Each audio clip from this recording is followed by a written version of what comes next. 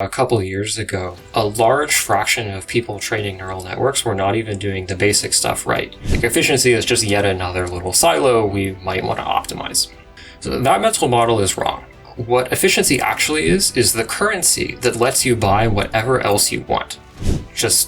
That was something that really sunk in for me. Because at MIT, everything tells you you're at the top. Everyone wants to work with you. Everyone wants to hire you. There are random business schoolers emailing you, trying to get you to work on their startup idea. It feels like you're at the peak, but you're really, really not. You're not even close yet.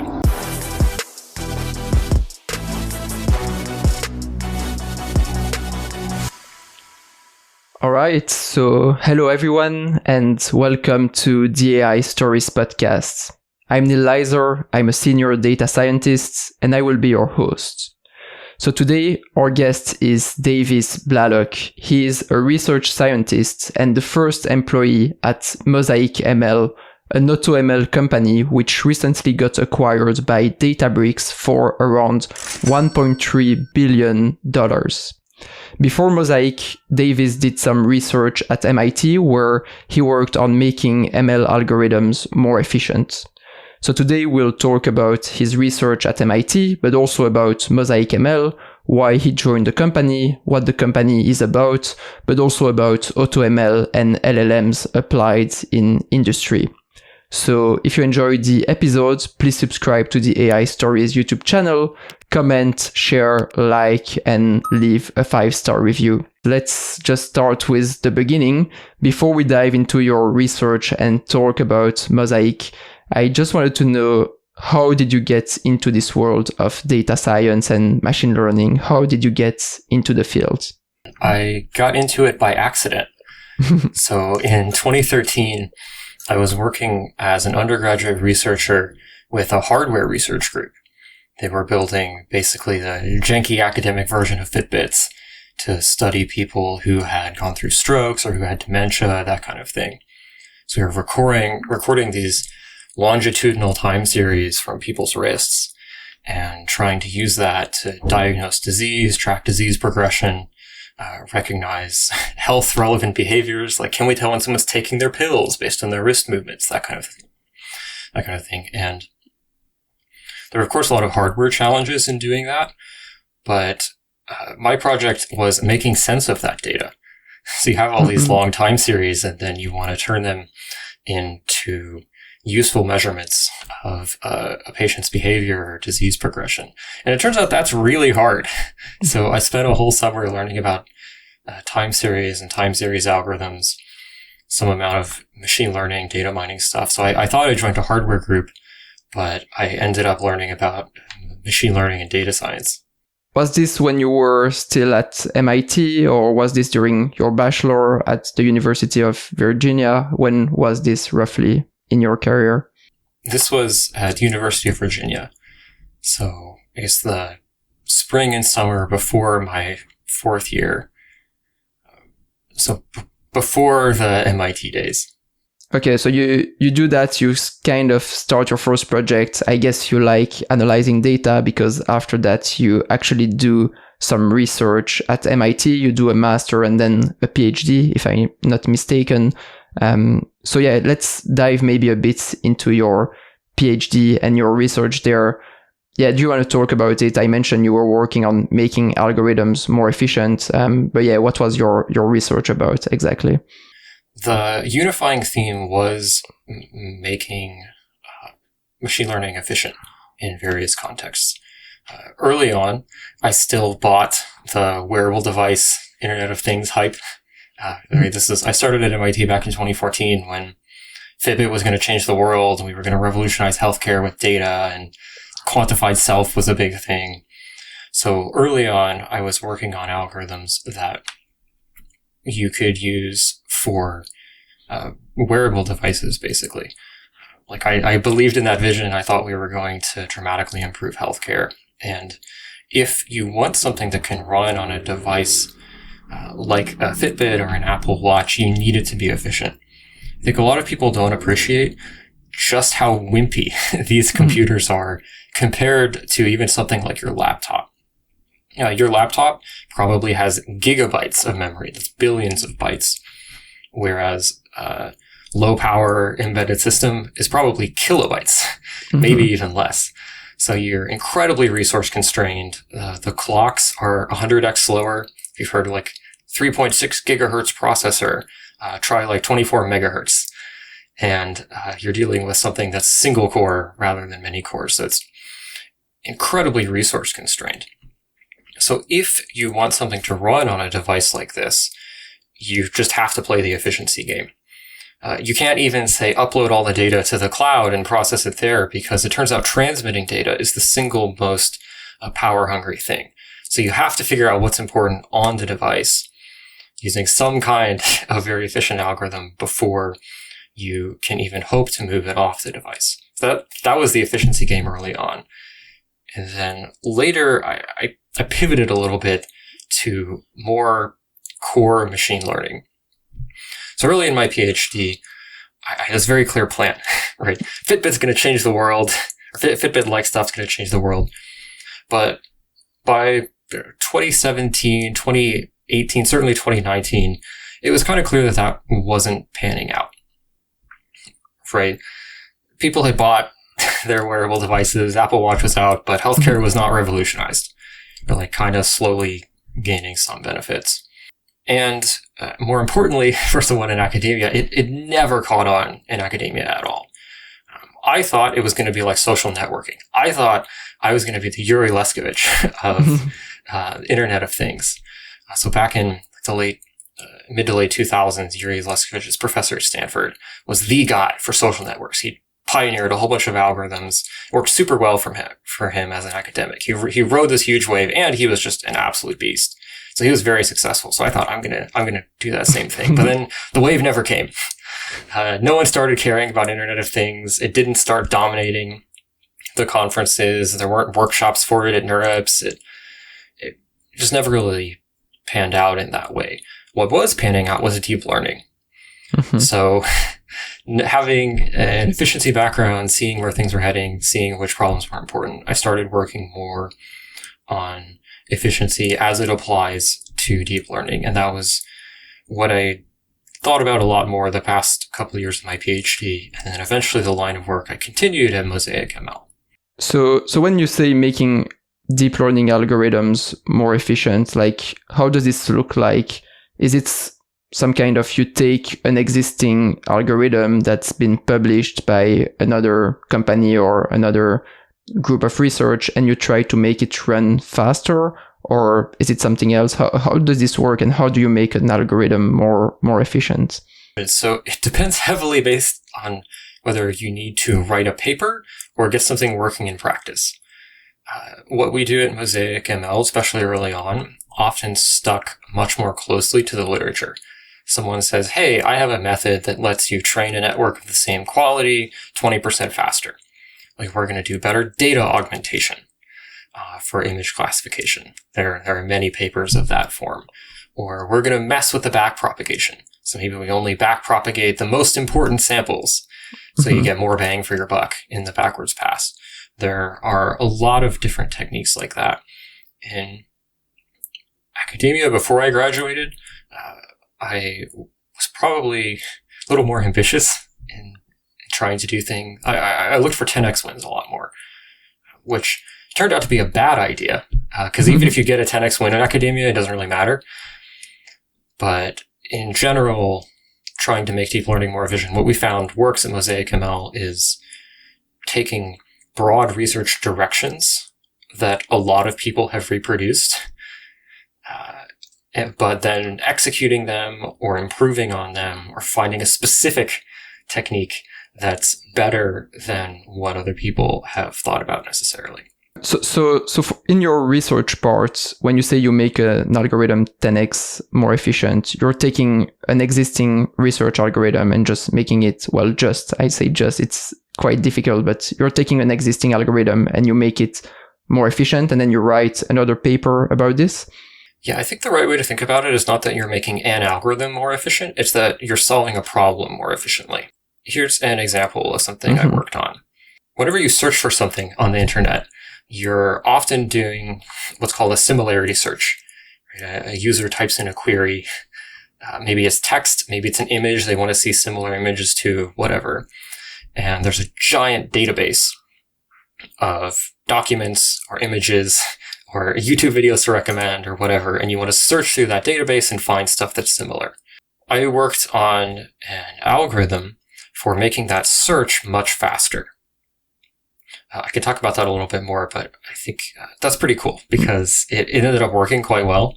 And variations of that idea are widely used in production now. Although I certainly can't take full credit for that. Yeah, do you want to dive a bit into the details then, without digging too much into the technical stuff? But yeah, feel free to. I'm quite interested to understand how this works. Sure. So we already kind of set out the problem. We have a query, and then we have a database. And we want to find the most similar entries in the database to the query. A way that you commonly do this is turning everything into vectors or embeddings.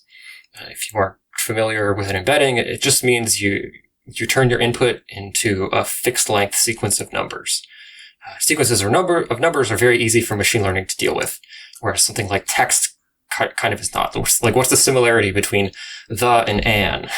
Mm-hmm. It's sort of ill-defined, but numbers, we can say how similar they are.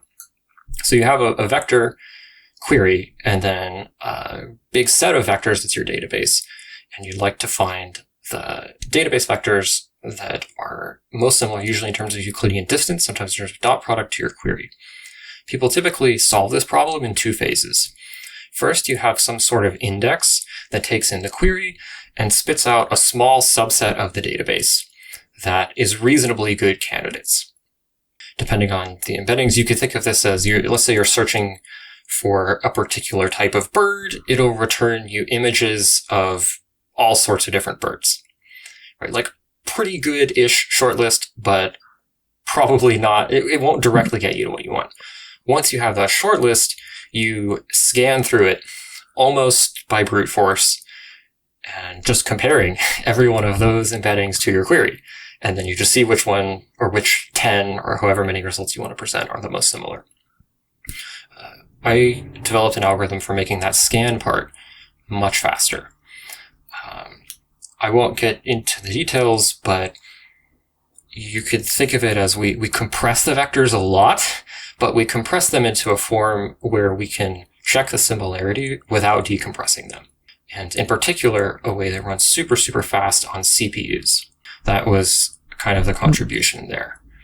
Okay, cool. And so you do some research to make things faster. Basically, you get passionate about this. And I think it's interesting because usually in research, people are kind of interested by building new algorithms, finding, the next building ChatGPT or building a new deep learning algorithm. In your case, it was more about, kind of building new algorithms, but also making things more efficient. Like, why did you get interested in this efficiency thing? How did this come up? So there are really two parts to that question. One is how did you get into it? And the second is why did you stay? So how did I get into it? Was basically just an accident. I'm working with these very low power Internet of Things kind of devices where you have to care about efficiency. So that was how I got involved. Plus, one of my majors was electrical engineering, so I was very comfortable thinking about low level stuff, thinking about registers, DMA transfers, clock cycles, all that kind of thing. So just had some amount of comparative advantage there. But why stay? Aside from the comparative advantage, efficiency is, I would argue, exceptionally important. Now, everyone will tell you their research area is the most important, so be skeptical, but I'll give you my case. So many people have this mental model in which there are many desirable properties for a machine learning system that all kind of live in their own independent silos. And there's the accuracy of your model, and there's the latency when you're serving it. And then there's the adversarial robustness and fairness according to some metric and whatever. You can come up with a dozen of these different things. And you might think, well, okay, why would any one of these be particularly important? Like, efficiency is just yet another little silo we might want to optimize. So that mental model is wrong. What efficiency actually is the currency that lets you buy whatever else you want. If you want a more accurate model, If I cut the training time in half, you can train for twice as long and you'll get a more accurate model. Or you could train twice as large a model. It'll probably be more accurate. If you can't, maybe if you're very data limited, maybe neither of those will help. Okay, then you'll tune more hyperparameters in the same amount of time and you'll get a more accurate model. Same for, say, adversarial robustness, right? You can get adversarial robustness if you're willing to randomly noise your input 100 or 1,000 times, run inference on all of those, and then aggregate the predictions. If you're willing to take a huge efficiency hit, you could get adversarial robustness. But of course, you need the improved efficiency for that to be worthwhile. So what I would argue is that by improving efficiency for various notions of efficiency, like training time, inference latency, or throughput, maybe just cost, or even sample efficiency, you can kind of buy whatever it is that you care about in your particular application. So that's why I think about efficiency and more than anything else and continue to work on that particular angle. So is it kind of an indirect way of making algorithms better? Because if you can make them more efficient, as you mentioned, you can then make them larger or train longer. And so in the end, they will be better as well.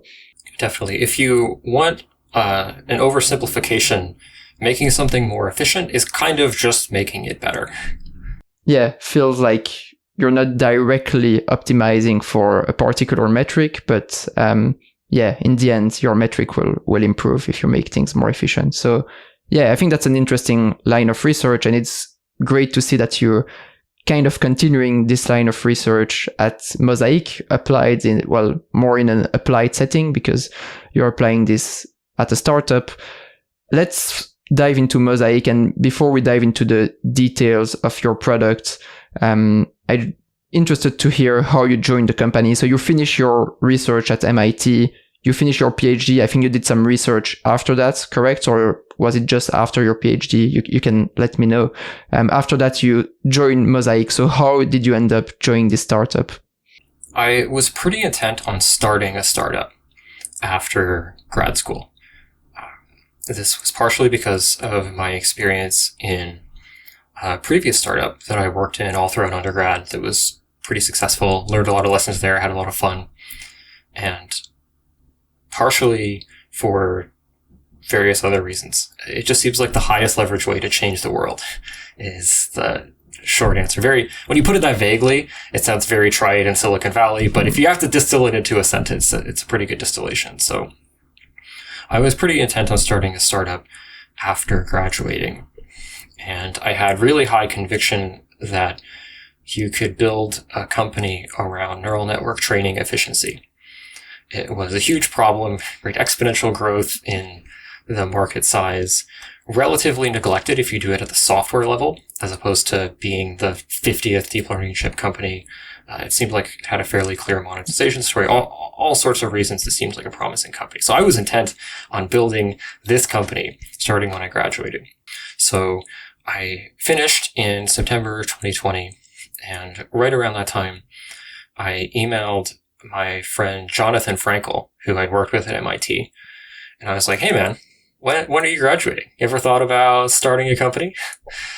Because we'd written a paper together. He was super, super good. I learned a lot from working with him.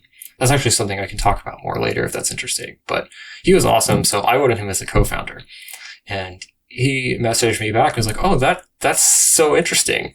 These two guys from Intel just reached out to me, and they have the same idea. You should totally talk to them. Now, those two guys were Naveen and Hanlon, the co-founders of Mosaic. So I got connected with them basically right after they incorporated. I think they announced it on Twitter on Thursday. I spent 2.5 hours that Sunday talking to Naveen just about what are you guys building? How's this going to look? And over the course of a few conversations, became convinced that it made more sense to join Mosaic rather than try to build the same company myself. There were a few reasons that was actually a pretty hard decision, because you spend years thinking, I'm going to start a company, right? I'm going to be the guy. I'm going to be the founder. And to change that plan was kind of emotionally taxing. If you look at our culture, everything puts the founders on the pedestal. Like, we all know Jeff Bezos founded Amazon, right? We know Larry and Sergey at Google. Who was the first employee at Google? Who was the first employee at Amazon? Right? You don't get the same level of prestige and name recognition and so on unless you're the founder. So it was in many ways a test of ego. Like, am I willing to do the path that kind of makes more sense in terms of most calculations you could do, or the path that it gets me more prestige and makes me feel cool and that kind of thing. So that was one consideration. But the decisive factor was really just value creation. You can run the numbers on like expected returns, like financial returns of starting your own company, coming out of MIT as a PhD student, commercializing your research. And it's like, maybe it's better-ish. But in terms of just solving a problem in the world, there was no reason not to team up with these guys. Naveen was a serial founder with a past $100 billion plus exit. Hanlon was head of research at Intel. They were super good, super smart, super nice, super well connected. There was every reason to think that joining their company and teaming up with them would solve the problem faster and better than if I tried to go do it myself. So that was really the decisive factor in deciding to join. So it was kind of the team and the mission, like the project that they wanted to launch, you felt quite aligned with their value and you really enjoyed the team. And so you thought, I'm just going to put my ego aside and go with those guys. Yeah, the team was fantastic. I knew I really liked working with Jonathan. I think one lesson I learned in talking to them and kind of doing my research is that the startup game is not nearly as random as it is often billed as. So you can look at statistics like, 90% of startups fail, something like that. And there's absolutely an element of randomness. Like we'll talk about how randomness went in our favor in various ways later. But the odds are not uniformly distributed across startups. There is a tier of startup founder well above what you are, even coming from a place like MIT, who has done it before and who has been extremely successful, who's very well connected, who knows how to operate, who knows how to scale an organization, who knows how to make good decisions, who has no problem raising money, who's just like fantastic in every way, who has dramatically higher odds of success than almost anyone else. Just that was something that really sunk in for me, because at MIT everything tells you you're at the top. Right? That's kind of the culture. Everyone wants to work with you. Everyone wants to hire you. There are random business schoolers emailing you, trying to get you to work on their startup idea. It feels like you're at the peak, but you're really, really not. You're not even close yet. That was a long answer to say, yes, absolutely. It was the team and the fact they wanted to solve the same problem that I was so passionate about that I felt like I could not work on it. Is it some kind of lesson maybe that you should kind of choose passion rather than ego and try to go for the things that you value and the things that you like rather than just the things that you think you're supposed to do? Yes, it's kind of an example of that. There's so many lurking variables here that it's kind of hard to say, because we also had a really good market we were going after, right? We also had extremely skilled people. There were a whole bunch of other stuff, but I would definitely agree that you should not do things for ego, and prestige does actually help up to a point. Like if I had not chased prestige to some extent in undergrad, I don't think I would have gotten into MIT, right? There is a lot of instrumental value in that, especially early on. But yeah, it's a little bit hard to go wrong working on the thing where you feel like you can't not work on it. Because you'll just work so much harder. Things will be fun for you that will be work for other people, and that's a huge comparative advantage. Yeah, on my side, I feel like there are often the things that I really enjoy doing. It's kind of the things that I'm the best at because I'm just doing this all the time. I don't feel like it is work. Whereas there are a few things I feel like, people think I should do this, or I think because I'm launching a podcast, I should, I don't know. For example, it's a bad example, but I should frequently post on LinkedIn. And let's say I actually like posting on LinkedIn.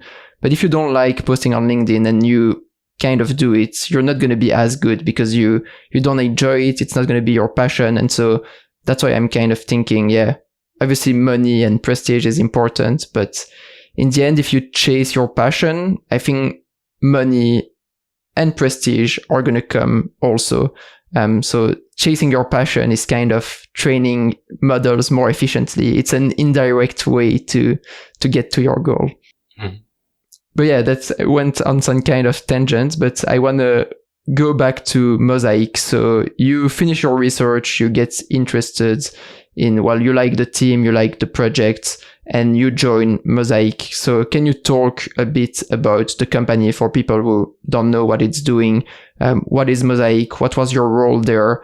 And also interested to understand how did the product evolve from when you joined till today or till the acquisition? That last part is a much longer story. But what is Mosaic? What do we do? We make it easy for companies to train their own neural networks at scale. This mostly means large language models and diffusion models. So like if you want something like ChatGPT for your company, but you don't want to send all your data to OpenAI, you don't want to pay super high prices per token, you want to host stuff in-house and have enterprise SLAs and control over everything, a lot more customization. Any of those reasons, we help with that. And it turns out that a lot of people want that. The story of Mosaic, I'll give a high-level version because I could talk for quite a while. I think of our history as containing 3 phases. In the first phase, we were firmly a deep tech startup. We had technical theses that we wanted to prove out. And that was kind of our win condition that was kind of our fundamental bet as a company. In the second phase, we started getting product market fit, started figuring out what is it that we need to build that people will pay us for. And then in the third phase, I think of as the LLM era, we really just took off like crazy. We built something that a lot of people suddenly really wanted, that was extremely valuable. We've had just explosive revenue growth, tons of success, and that's the phase that has, in some sense, culminated in us getting acquired at very high valuation, given our start time. Yeah, so yeah, feel free to dig into the details, like what was your product before LLMs, and then when did you start thinking about LLMs? Was it before ChatGPT, after ChatGPT got released, and how did this product took off? Yeah, so I'll just start at the beginning. Our core technical bet as a company was that we could make deep learning much more efficient purely at the software level. If you look at the ecosystem in, say, 2019, 2020, everyone talking about efficiency is a hardware company. We have Cerebras, SambaNova. They're probably the most well-funded ones, but dozens, at this point, maybe over 100 deep learning chip companies. Mm-hmm. Everyone says, oh, this has to be faster. It has to be more cost effective, whatever. So we're going to build custom silicon. And our bet was, we can make it faster. We can get these benefits with off-the-shelf hardware by improving the software. So, sorry to cut you here. Can you give an example of what do you mean by improving the software rather than the hardware? So I think of this as falling into 2 categories. The sexy, interesting category is algorithmic changes. So stuff like, what if before every time you downsample, or spatially downsample in an image classification network, you low-pass filter to avoid aliasing in your naive downsampling operation? Turns out this actually helps. Even controlling for the extra memory bandwidth consumption, this is just a good idea in a lot of cases. It gets you more accuracy in the same amount of time, or equivalently less time to the same accuracy. And there's just a lot of little stuff like this. Dozens and dozens of papers that all claim some small improvement. and in some cases claim large improvements. And we believe that some fraction of that literature was not BS, largely because we'd worked on some fraction of it and had seen it ourselves. So that's kind of the sexy half, where there are algorithms and you can write papers about it as research, science. And then the other half is just really good engineering. Especially a couple of years ago, a large fraction of people training neural networks were not even doing the basic stuff right. Like in PyTorch, you have to opt in to doing mixed precision training. So basically 16-bit matrix multiplies with, say, 32-bit weights. This runs way faster. If you're doing 16-bit operations rather than 32-bit operations on recent NVIDIA GPUs, it's like order of magnitude difference. But you have to know about this. You have to turn it on in your code. You have to do it correctly. There's a lot of stuff like that. Or like data loading is another big one. You can get fast data loading, but if you don't do everything right, you get slow data loading. So almost everyone doing image classification in particular is limited by the data loader. And they don't even know it. So if you just get the engineering right, you make it easy to do the right thing, you give people good starter code, you can get pretty enormous gains just by doing the unsexy, not inventive or interesting stuff really well. So those are the two categories of software improvements I think about. Okay, no, super clear and actually quite interesting. It's not really an area that I'm familiar with. So I'm curious to understand how this ties back to the business of your company. So you're making algorithms more efficient. And so what? Why would clients actually buy or use your product? Yeah, that's a great question. We were curious about that too. So for a while, we just wanted to prove this technical thesis because we had this framing that we were a deep tech company. Like, who knows when we'll have a product? We're going to do this fundamental research and make things better and something monetization. We had all these big documents and tables of maybe here's how we monetize this stuff. But we weren't sure at that point. Okay. We started building some tooling to help people benchmark different hardware or just benchmark their training runs because we thought, okay, this is a nice stepping stone to actually speeding it up for them. Like, we think we're gonna speed up people's training and somehow monetize that. But as a stepping stone to actually speeding up the whole training run for people, we'll just benchmark their training runs. So we kind of started building this. We thought maybe, we'll benchmark it on different clouds. We'll be cloud agnostic and we'll see that like, the Azure V100s are 10% more efficient than the AWS A100s if you control for price. And we'll have this like cool benchmarking service as a stepping stone. It turned out that benchmarking people's workloads was at least as hard as just running them. So we ended up pulling the plug on that, or really just pivoting it into, okay, we'll just help people train neural networks. So we started building what is now the Mosaic ML cloud. So basically a bunch of server-side code with a command line and Python client that lets you launch jobs very easily at scale. We just needed this internally, so we could do any research, launch any jobs, whatever, and it kind of made sense to just polish it up, make a nicer version that customers could use to run their large-scale training runs.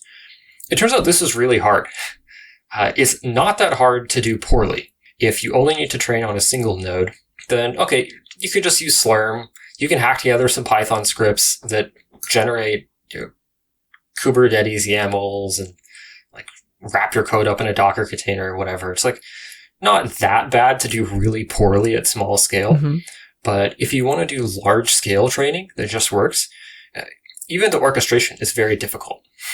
Getting DDP or distributed training to just work, getting the scheduling to just work when you want to do large scale training, getting fault tolerance. If one node fails, you'd like to auto resume a job, right? Rather than having your GPUs just sit there overnight. It is a miserable experience. Having people awake around the clock to check whether the job has failed so that you don't burn $2,000 an hour on idle GPUs because your job crashed. There turn out to be so many hard technical challenges that building great infrastructure for launching jobs and getting an efficient training run out of the box was really valuable. A lot of people wanted this. So 2021 was kind of the proving out our technical thesis phase. 2022, the first 2/3 of it, we're building MCLI, the Mosaic CLI, and Mosaic Cloud more generally. And late in 2022, we got to the point where we had a thing people could actually use. Mm-hmm. You could take our example code and you could train it using the Mosaic Cloud, and everything would just work. Your large-scale training ones would just work out of the box, and it was amazing. Again, to cut you here, just to make sure I understand it well. So the idea for a company to use your product would be that they can train big models, large models more efficiently, things that they wouldn't be able to do on their own, they could do by using your tool. Is that correct? Definitely. I would say more efficiently and even more compellingly at all. Mm-hmm. A lot of us, maybe a lot of your audience, are researchers who know how to do a lot of this stuff. Maybe you're a poor grad student and you're stuck being a sysadmin, and you slowly build up that muscle. But for a lot of enterprises that are paying people much more than grad student wages, who want to just get going, who don't necessarily have people with a ton of deep learning experience, cluster management experience, whatever, being able to do large-scale training at all is really valuable. Mm-hmm. Another reason that's valuable, besides just, it's kind of hard to build the infrastructure yourself, is because of the lack of reproducibility in deep learning. So if you're a startup, you raise $10 million, you're going to spend $5 million of it training your special model that's at the core of your product. Are you willing to risk that $5 million training run not working very well? Like, maybe it runs, but what if your accuracy is terrible? What if it just works way worse than it should? And even if you can eventually debug all these problems, how long will that take? Accuracy debugging in deep learning is like the slowest, most painful, difficult to estimate debugging process, maybe in all of computer science. So having a starting point that just works and where it's someone else's problem if it doesn't is extremely valuable for customers. So there's both like getting it efficient, and on top of that, getting it to work from an infrastructure perspective. And on top of that, just de-risking it and having something that immediately works out of the box. Okay, yeah, super cool and super clear. When does the LLM parts come in play then? Yeah, so I've walked you through the first two phases, like technical thesis, starting to build a product, starting to get some initial customers. So in fall 2022, we had the stuff working. We could do large-scale training runs pretty reliably. And then ChatGPT comes out. Suddenly, everyone, including literally my grandma, knows about large language models. The last 10 years of deep learning finally become mainstream, even for random people with no exposure to the field at all. And suddenly, every company wants AI. They think, our competitors are going to do it. Surely this is valuable for our business. Look at this breakthrough technology. We don't want to be the dinosaurs who didn't believe in the internet, that kind of thing. So suddenly there's a ton of demand for large language models. In some cases, a third-party API like OpenAI is the right fit. But in many cases, especially for enterprises, they want more control. They want more security. They want more privacy. They want more customization. And we, at that precise moment, had just gotten our product to the point where we could offer that. So that was when things really started taking off like crazy. And writing blog posts saying, hey, everyone, look, we could do it. We did it. We did it for real. In particular, releasing MPT, our MPT family of models that many listeners may have seen, convinced people, okay, these guys are legit. They're not just promising this. They actually can deliver it. So ChatGPT, MPT releases were huge in just getting explosive growth over the course of the past year. And so that's what made Mosaic really explode. Yeah, I think those factors contributed a lot. Now, I do think that had ChatGPT not come out, we were still on a really good path. We were still closing customers faster than we had hoped. There was exponential growth, but it just wasn't the sort of insane market timing. that we ended up with. Okay, and so to understand a bit better this LLM part, is the idea that I'm a company and I want to train or fine-tune a large language model on my own data so that, for example, I don't know, employees can ask questions about our clients or can ask questions about our company and the algorithm will give them some answer. So is the idea to implement this basically a fine-tuned LLM on companies' data? Roughly, yes. So some people want to fine-tune, some people want to train from scratch. Mm-hmm. If you have a lot of data, that we found that can be worth it. Companies just generally have far more data than most machine learning researchers would estimate. Like as researchers, we think of ImageNet as big, right? It's like, oh, it's a million samples. That's a lot. But a lot of companies have vastly more than that. So whether it's fine-tuning or pre-training, in some cases, doesn't make that much of a difference from a workload perspective. Like you're training on a ton of data either way. Pre-training might just get you some amount of additional lift because the models you've really calibrated on your distribution of inputs. Now, as far as applications, a bunch of stuff varies. We have various customer stories on our website. It's not necessarily like I want to chat with my data or I want something that is overtly like a customer support chatbot in every case. A lot of people are doing interesting stuff with diffusion models. There are also people who want personalized LLMs, like they might want one for every customer. So you might want something like respond as me to this email, to this text message or whatever. You're probably going to get better results fine-tuning a model than just having a few in-context examples. So maybe you just want to train a huge number of models. There are a whole bunch of different use cases we see. It's actually pretty amazing how much creativity the field as a whole is showing with this one primitive of, I want a language model that does the exact specialized thing that I need. So what does the company, let's say I'm your client, what do I need to do in order to train my LLM? Do I just input some data on your platform and you do all the magic and the output of this process is an LLM? Like, how does it work? How easy is your product to use? It's pretty close to that, but more customizable. So you control the code is the way to think about it. It's not pure auto ML. So what you do is you get an account with our company. It gives you access to our clusters. Like all your users can get accounts to submit jobs and you can see their compute usage and so on. So you get an account that lets you launch jobs, manage your jobs, do all the SaaS enterprise sort of stuff. And then what a data scientist or machine learning engineer actually sees is usually some of our starter code. So all of our starter code is open source. Some people may have seen repos like our LLM Foundry. This is just a bunch of client-side Python code that reproducibly trains or fine-tunes various LLMs, and you just plug in a few fields in the configuration to point it to where your data lives, and you basically just press go. Because all the client-side code is open source, though, you can customize it however you want. So that's kind of the interface people see. Command line tool plus here's a bunch of starter code that you can customize only a little bit if you want, or more if you need to.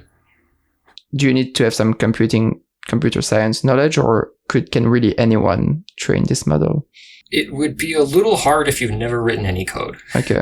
Because you probably have to point it to an S3 bucket or something where your data lives. And maybe you could do it, but it's definitely not a full auto ML tool at this point where you say upload a CSV and get out an API. Yeah, that makes sense. And there are actually two things I want to talk about. One is LLMs. The other one is AutoML. Let's start with LLMs. I'm not an expert in LLMs, but I know it can be quite tricky to implement them, especially in industry, just because of the fact that they are less constrained, right? If you train a model to predict house prices, you know that your model is never going to output Eurocount, or something like that. It's going to it's going to output numbers, right? And it's very controlled. You output a number, whereas large language models, they can really, it's text and it's less constrained, so they can output really everything. So did you see challenges when your clients wanted to implement their own NLMs? Did they have some trouble, and what did you do to make sure they were constrained enough? Right now, what we've announced is mostly just instruction tuning. So giving the model lots of examples of here's what would be a good output for this question.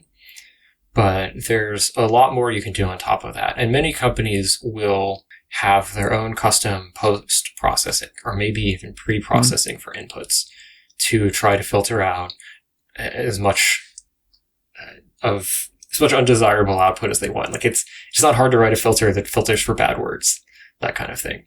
But we have not released anything that solves the problem beyond instruction tuning. Okay, and it's up to the company to do some processing after or before in order to make sure that the algorithm doesn't get crazy. Yes, and well, I guess another component is if you use one of our MPT models, we put a lot of work into data filtering, trying to get high quality data, trying to just improve the distribution of what the model sees so that hopefully outputs you don't want are less likely. Thanks a lot. I think I kind of understood the product quite well. So just to summarize what we've got now, like you did your research at MIT on making algorithms more efficient. You kind of continued this at MosaicML. We went through the stages of the product, like mostly the first phase was deep learning and getting deep learning algorithms more efficient. And then you moved to LLMs. With ChatGPT, things kind of exploded. Although the company was already doing well before that, I guess ChatGPT helped boost your company quite a lot. And yeah, we mentioned that it got acquired by Databricks for $1.3 billion. So can you talk a bit about the acquisition and what do you think is the value that MosaicML can bring to people? Yeah, so I can't really talk about how we fit into Databricks specifically because I don't understand Databricks that well yet, but I think I could talk about some of the value we bring in general. So there are two sides to this. One is the product side, and then one is the business side. From a product side, we've kind of talked about how what we're building is something valuable that a lot of people want. From a business perspective, I'll just quote our new CEO, Ali, from an interview where he pointed out that the 1.3 billion is not a crazy multiple on forward revenue. Like we are a real business. They're not buying hype. They're not buying like a few researchers with some vague promises of AGI. They're not buying an open source project that hopes to someday figure out how to monetize. We're a real business. We're making money. We have pretty explosive revenue growth. And so I think we bring a lot on that front. Okay, cool. So yeah, hopefully things will go well. So you're going to continue to work for Databricks. That's your next step. Yeah, definitely. I think Databricks is probably the coolest company that could have acquired us for anywhere near that valuation. They're obviously much larger, but they still execute really quickly. The people we've interacted with there have been great. And I've wanted Databricks stock for a long time. Actually, I keep checking whether they've IPO'd, and I very much got my wish. Okay, great. So yeah, let's close the MosaicML part. We've talked quite a lot about the company. Things are, quite clear and super interesting. Let's dive into the last part of the episode, the career side of things. Two main questions for me. The first one is about working in a startup. You've worked there for over 2 years at Mosaic. So what are your learnings, your failures from your experience working in a tech startup? Oh man, there's a lot of stuff. One lesson that surprised me is that the advice, make something people want, is more encompassing than you would expect for a long time. Like, if you ever heard any video from Y Combinator, you've probably heard their motto, make something people want, right? It sounds kind of obvious when you say it, but what's surprising is that that replaces the normal physics of economics for quite a while. Like normally when you zoom out and think about businesses, you're like, okay, what's the differentiation? What's the moat? You put on your Warren Buffett hat and ask about the durable competitive advantage and so on. But it turns out that when a market is pretty new and hasn't hit its equilibrium yet, it really does suffice to just make something that people are willing to pay you for. Just make something great and they'll write you a check. Like there's no greater physics involved. You just transact with a person who's excited to use your product and has a great experience and recommends it to their friends. So I got too hung up early on about what is our moat? Is this going to be sustainable? Are we paywalling enough stuff? And it turns out that just making our customers really happy was sufficient and has been sufficient for a long time. That's one lesson. And on this one, and then you can talk about other ones, it seems easy, just make something that people want. Yeah, how did you find out what customers wanted and how did you get to the right product? Yeah, I think there were a couple components there.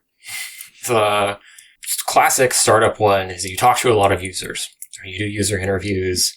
You read the book, The Mom Test, teaches you how to do user interviews well. You ask about empirical behavior rather than hypothetical behavior. Like what, find workarounds, find pain points, that kind of thing. That kind of helped sort of. But what really helped was just solving our own problem. Because we initially had this research bent, we were training a lot of models, and a lot of the company were people with a research background who are used to training a lot of models and who wanted to push the limits of training models. So we had a super tight feedback loop telling us, here's exactly what we need to build. Here's exactly where the gaps in the open source ecosystem are. So why did we build Composer, our training library? We didn't want to build Composer. We tried to use PyTorch Lightning, but we just couldn't do what we needed to do with that. Same with our streaming data sets. Right? We wanted to use existing alternatives, but we just couldn't. And so we built this great experience for streaming data in from object stores at large scale. So having the researchers and the engineers largely be the same people, and to the extent that they're not the same people, sitting right next to each other, got us this incredibly tight feedback loop that let us build exactly what you need to reliably train models on scale and make it a great user experience.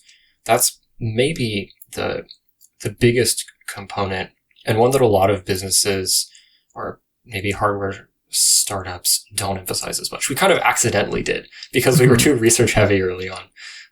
We didn't develop product as quickly as maybe we should have, but we had amazing feedback on the product development that we did do.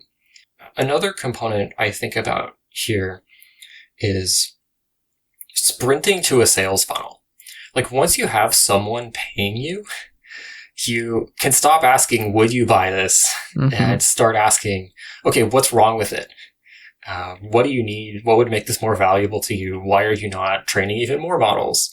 That kind of thing. Once there's an actual sales funnel that at least some of the people are getting through, you can see, one, what's valuable to the people who are using your product, and two, where are people dropping out of our funnel? What is costing us conversions? And then you have really clear feedback about what to prioritize. Early on, there's a lot of ideation and user interviews and whatever. And now it's just we talk to our customers and we talk to our prospective customers, and it's very clear what to build for the most part. Okay, so quick feedback from the customer, basically, which obviously makes sense because you're building something for them. So in the end, you really want to learn from them rather than, thinking about what could be good for them. Mm-hmm. And any other lessons or failures from your time at Mosaic? There's a lot of stuff. So plenty of stuff I messed up. So one, I made a couple tactical mistakes that hopefully make me sound kind of silly. One is it's easy to underestimate how different the tasks that different people enjoy are. So I thought that doing research, coming up with new algorithms, making things go fast was the most fun part. And most of the other stuff was not very fun. As a result, I felt bad doing that. I felt like I'm taking the fun. I'm taking the fun tasks and only let myself work on the stuff I didn't want to do because I felt selfish otherwise. But actually, other people really enjoyed a lot of those other tasks. I was just making myself miserable unnecessarily because I underestimated the extent to which other people's preferences were different from mine. Another tactical thing is if very often, especially when people are coming out of school or maybe working at a startup for the first time, they don't necessarily know what they're good at. Like in school or at a big company, you're generally on a pretty narrow track. You know exactly what you're doing. It's mostly the same as what other people do. You don't have a ton of feedback about what tasks you have an affinity for or some amount of skill or whatever. You only see your own differentiation. And then you come to an early stage startup, you're doing all sorts of different stuff. You might discover you're actually good at something.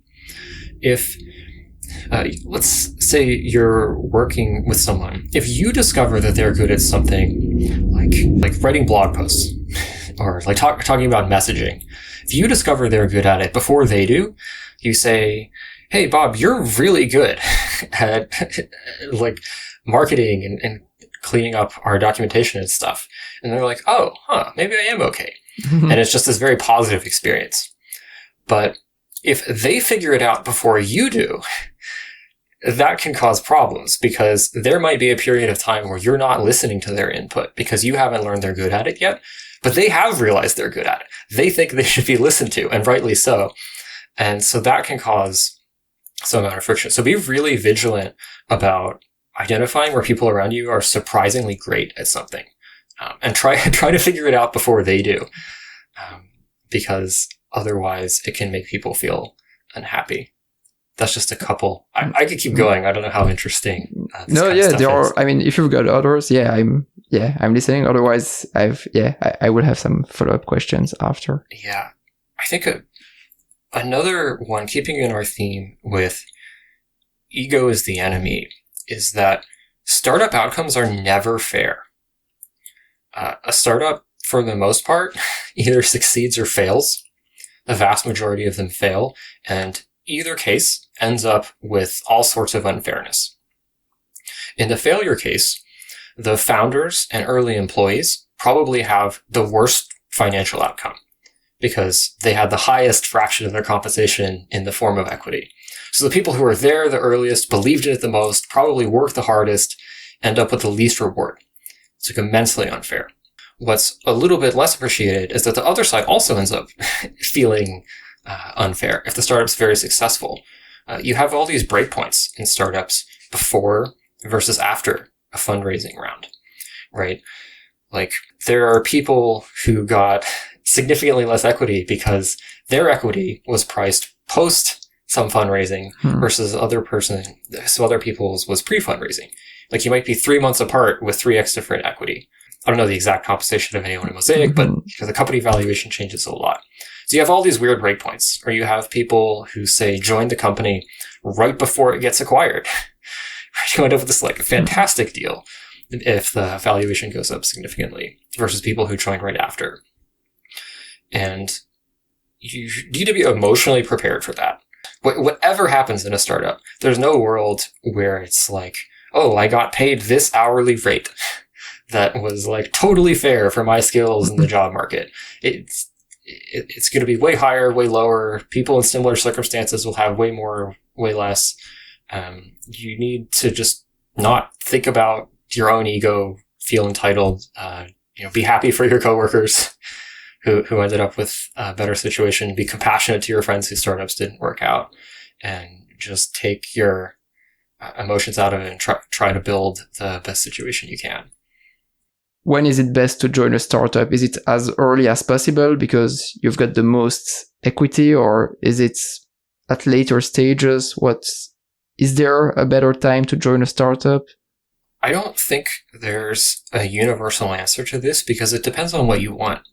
Like, a lot of people want a stable job. A lot of people need a stable job, maybe for visa reasons. And then you probably shouldn't join a very early stage startup.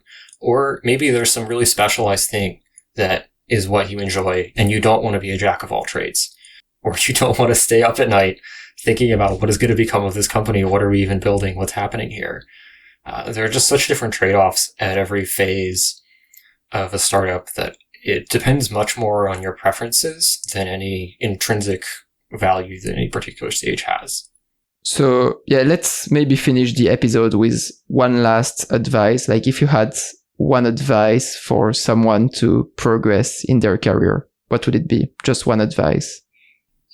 I can tell you the thing that I needed to be told, which is that for a lot of your life, it probably feels like hard work turns into reward. You're playing a very straightforward game where if you study for a test, you probably do better on the test. Like it's really easy to translate inputs into outputs. And of course, there's some lurking variables there, like you can be smarter or have an affinity for a subject or whatever. But for the most part, you can just turn hard work into reward fairly linearly.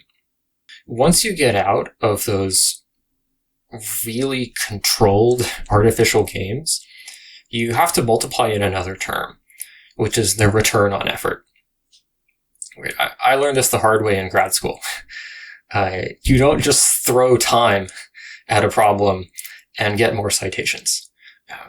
I thought, I'll just work harder than everyone else, and then I'll just get best paper awards because I'll be in, I'll be in like the 98th percentile of working hard, and the top. That's like the percentile where you get a best paper award. So it'll just work out like that. It turns out it doesn't work that way at all.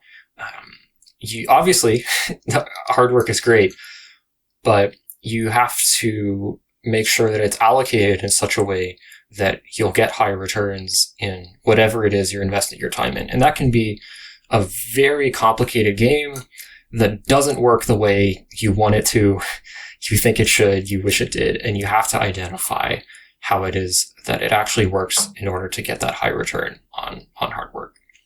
And what do you personally do to make sure that you work on, I guess, the right things? I guess it's some kind of work smart. Yeah. Maybe I should have just said the phrase "work smarter, not harder" or something. No, but I think the return on investment is actually a very great way to see this. But how do you identify those high value tasks, and how do you prioritize? What do you do to make sure that you work the right way? Yeah, there are a few heuristics I like.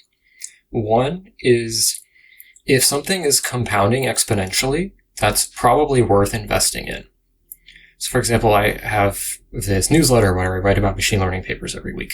It's growing about 10% a month, right? No, say, financial asset grows at 10% a month, except maybe a startup, right? And there's vastly more risk.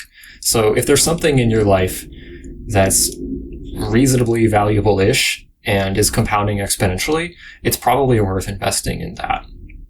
Another component is spend time really understanding the game that you're playing. Academia is a very complicated game. There are a lot of ways to fail, not that many ways to succeed. You have to really understand the landscape and what you're optimizing for if you want to get the outcomes that you're hoping for. Kind of the same with startups. You want to understand startups really well. You want to be able to identify which startup should I join? Is this actually promising? What are the traits that predict success? Am I making a good bet here? And then there's even some more specific stuff around, say, understanding the financial side of startups. You don't want to necessarily make the career decisions around what to join unless you understand, say, the tax consequences of different types of business stock. How much dilution are you likely going to get? Don't take your initial percentage, multiply it by $1 billion, and assume that's what you'll get. You're repeatedly going to get diluted.